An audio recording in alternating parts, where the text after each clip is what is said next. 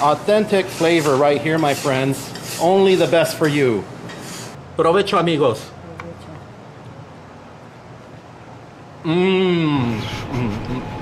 Oh, wow.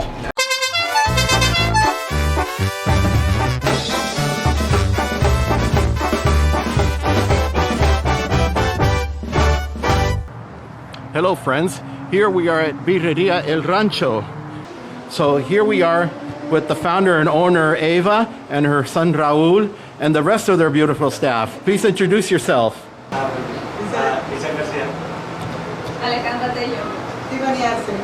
Excelente. Okay friends, you know who I am. Frank Martinez for OneMoreTacoTV, your favorite taco foodie here. Here we are at Birrieria El Rancho. We're so honored to be here. And just to give you a brief description of where we're located, we're right near the Mexican border, right off the 905. In fact, you could probably throw a ball over there and hit Mexico, okay? The Tierra Santa, as I call it. That's what my dad used to call it. He was from Sinaloa. Now, Eva, she is from Nayarit. Is that correct? Sí. Her son will be also asking her some questions, serving as my official translator. This is Raul. So tell me a little bit, Eva, about what caused you or what encouraged you to start this type of restaurant? Porque ahora este tipo de restaurantes. Pues lo abrimos porque teníamos ganas de tener un restaurante y pues nos pusimos de acuerdo y lo abrimos. Y estaba motivada por su deseo y amor por su estilo de comida Por de estilo, Nayarit, sí. ¿no? Sí. Excelente. Raul, so tell us more about this place. Well, my mom, she grew up in Nayarit, and when she was younger, they had to cook with firewood and charcoal 3 times a day. So that became pretty heavy on the chore. Of life, course. right? You know, I understand that's very difficult and something very hard to do, very rustic and indigenous. Yeah. But you know what? You get the best flavors from that, you do. know? And we hope to translate some of that, at least some of that tradition in cooking to what we're going to see today, right? Yeah. So what they did is they would kind of share the load by having one household cook something, and then they would share it with the others, and they would split the chores that way.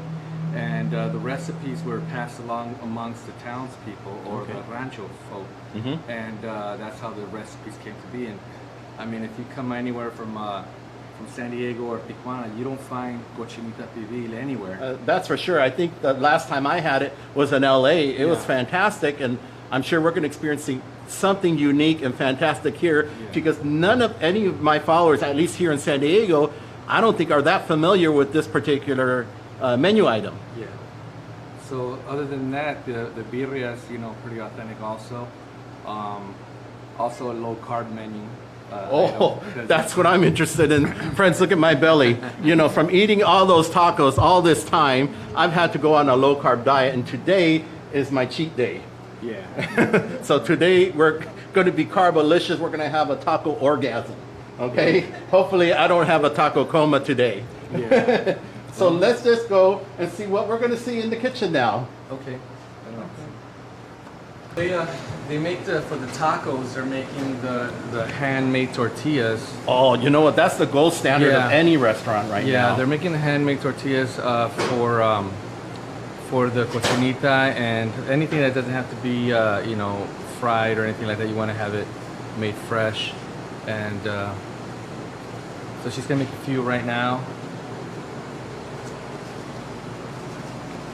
Oh, folks. I prepared a little different also for the birria tacos, which are people like them to be a little more wet.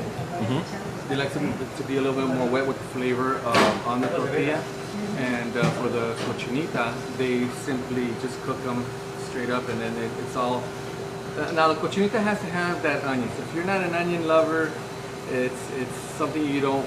Maybe go with the birria because half of the flavor of the cochinita comes from all the marinades and the vinegars and the citruses that they add to the marinade and the onion. Oh, so okay. you want to make sure you add that onion and not just skip that. So, well, that's really interesting. I wasn't aware that flavor that I was tasting in the past had some citrus in there. Yeah. I love Citrus onion. and I vinegar, totally understand that, but vinegar too. Yeah. Is this something that you say would be unique from Nayarit, or is Yes, that something well, unique from your mom's It's recipe? actually comes from Yucatan. Okay. The Yucatán Peninsula. That's where all these marinades came from. Would you say that's kind of like a Mayan influence or something? I'm not sure, but I think that's would be the influence. Bien yucateco entonces. And yeah, so they took it there and they really liked that recipe there at in Nayarit. And if you notice that the tacos are not very small, they're a pretty hefty portion. So we're making it that way so maybe with 2 tacos people can pretty much fill up. So you got to come hungry. Okay. Well, friends, as you know, I'm always hungry for tacos. There's never a bad time for tacos. You'll never hear me say, no, I don't feel like tacos today. So I appreciate what they're talking about. This is a fantastic place. We're seeing them prepare it live.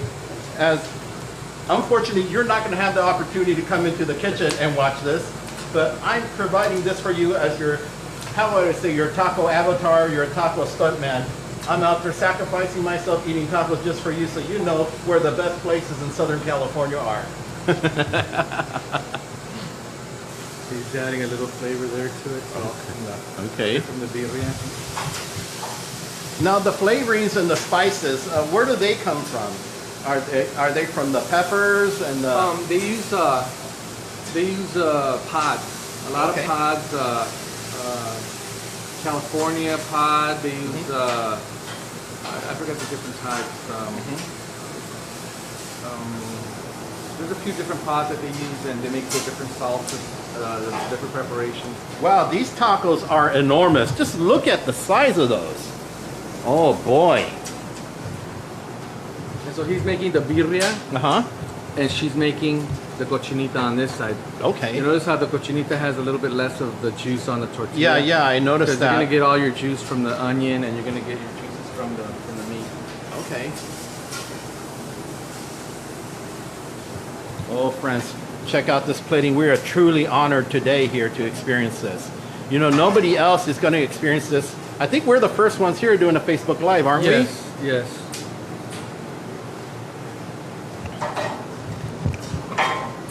Authentic flavor right here, my friends. Only the best for you. And only the best for me, I no doubt. She's going to make the preparation here. Okay, so this is a cochinita pibil now. Am I pronouncing that correctly? Pibil. Pibil, okay. Yeah. And what is cochinita pibil mostly made of? It's like a pork preparation, isn't it? It's a slow roasted pork dish. And is that from a leg or shoulder, anything I specifically? think it's a roast. Ama, ¿de dónde viene? ¿Qué tipo de carne es la cochinita? De puerco. Sí, pero ¿de qué parte? ¿Es pierna o...? Es pierna. Okay. From. You just get a roast. Yeah. Just, ¿Y cuánto tiempo tarda para preparar la carne, cocinarse? How long does it take to prepare the meat? Cocinarse como 3 horas y media. Wow, so it's nice, flavorful, slow cooked. yeah. So 3.5 hours. Yeah, it's the cooking process, but the preparation's a day before. Okay. So you got to give it time to absorb all the juices. Okay. Now, in the preparation process, was that what you were describing to me, the onions and the citrus flavors? Yes, both the onions and the meat are marinated a day before. Check this out, my friends. And what we're going to go to next after this. Here's the birria. Oh, look at that. Nice seasoned, slow cooked, delicious. Fantastic. Friends, you are seeing, you're a privilege right now to see the whole process right now. This wonderful preparation. You can smell these delicious flavors already. And of course, we're going to enjoy some of this delicious food right now. So now if we can follow us out into the dining room. One other thing that has been going pretty well is the natural waters that we're making. Okay. Would that be what's traditionally known as agua fresca? Yes, aguas frescas. Okay. So it's either the hibiscus, jamaica, or we're making horchata also, which is a rice drink. Now, is that something that you prepare in here? We're not using any powders or syrups or anything. Okay. So we're not talking about a drive-through taco shop. We're talking about Yeah. really freshly prepared food right here. Yeah, everything's made in-house, the jamaica, the tamarindo. So we're changing them out. So today I think they have some jamaica and they have tamarindo with the tamarind water. Sure. So it's all natural, no powders or nothing like that. That's wonderful to hear. And it's very hard to find an actual place that makes. That's true. I mean, a lot of places that I visited, they have their regular beverage company that comes in and fills all their tanks, right? Yeah. And you never see the process or know the artisanal ways in which how they were prepared, right? Yeah. Okay, my friends. Here you'll see your Chicano foodie right here, El Dragón Gordo. Going to try his first birria taco here at Birrieria El Rancho. Provecho, amigos.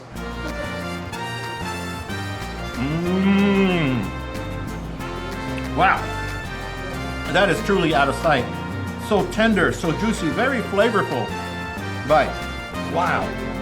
So, and this one, I don't know if you can see that, a seasoned sauteed beef and the juices, and what was prepared in here is not only the seasonings and the juices, but I see some little bit of onion there and cilantro. Is that correct, Raul? Yes. And then also there's lemon, lime Okay. that you can add to it, which is. well, let's see how we complement that. Here's the thing. I always judge a taco what it tastes like without anything else you put on top of it. And if that's fantastic, we'll add some other things to it as well. Many times, the one thing that saves the taco is what complements it, the sauces, the toppings, and all that. But I want to tell you, my friends, this is the gold standard of tortillas. Handmade, fresh tortillas made for you fresh right here on the premises. And I can tell you right now, no seasonings, addition needed, no sauces either. But you know what? I like it spicy. So here we go. This looks like some spicy oil. Que me va a quemar el rábano, pero me va a gustar. A probarlo.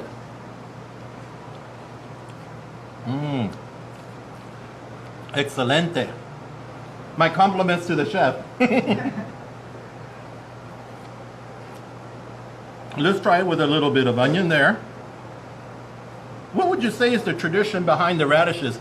Is it something to clear the palate, or how do what would you describe it? It's kind of like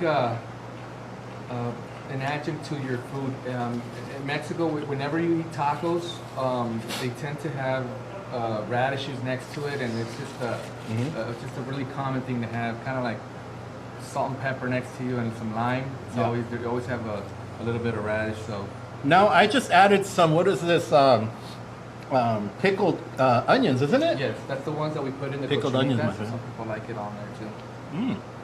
Oh, very good. Now what is this next taco, Raul and Eva? That's This the one same with the beans? That's the same one. They just added some beans to that. And Okay. then these are the So how would ones. somebody order this one specially with the beans? Is there a particular name you gave this taco? Just if you wanted beans in it or not, you can add. They'll add it for you. Some people like beans in the taco, and some people don't. I noticed that it's a very traditional thing, right? Here along the border, Yeah. in particular Arizona, Mexicali, Sonora style beans. Tacos tend to have some beans added, don't they? Yes. Mm-hmm. And so now more people are asking for cheese in their tacos. So like quesadillas. So we're making quesadillas with birria in them. Okay. It's just a Southern California thing that everybody's. That's for sure. I notice here in Southern California, we have our own food culture, even with regards to Mexican food. Yeah. Like you can go anywhere else in Mexico and maybe not experience so much guacamole that they add in the taco, right? Yeah. But here in Southern California, they put tons of guacamole. Yeah. And by the way, I'm glad that you didn't hide the flavor of the meat and the Yeah. stew and everything with a ton of guacamole. Right. Just perfect. Now, what we're going to try next is this Cochinita pibil, right? So why don't you tell us a little bit about this? So once again, we have the homemade tortilla. Mm-hmm. So they actually press it back there, make it by hand, and that's to not That's to give you more of a homemade flavor, Uh-huh. and tastes so much better. It complements the taco a lot. Okay. And has a pork roast, the slow pork roasted, and it's been marinated overnight. And same thing with the pickled onions. Okay. So they have all kinds of different spices, vinegars, and citruses and limes. And No se deja de afuera, señora. Entra. so this is the one that we were trying to get a little bit more of a name out there. And Yeah. we think that this is the taco that's going to really push everything over. Okay, my friends, you heard here right now, okay? We're not only talking gold standard tortillas, handmade fresh here on the premises, but we're talking about something new that's yet unknown in this area of Southern California, in particular here in San Diego, okay? We're gonna try the Cochinita pibil. First, without the salsa as well. Provecho, amigos.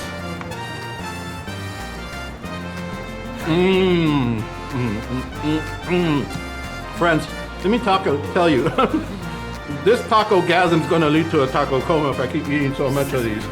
Let's try some of the other salsas on it. Forgive me for talking with my mouth full. Perdóname, Eva, que estoy hablando con la boca llena. Pero es una delicia fantástica, a very delicious, wonderful treat we're having here, friends. You're the first ones here to see it on Facebook Live. With a little bit of lime. And you know I like it hot, my friends. Bastante picante me gusta. Si no te quema el rábano, no vale la pena. Buen provecho.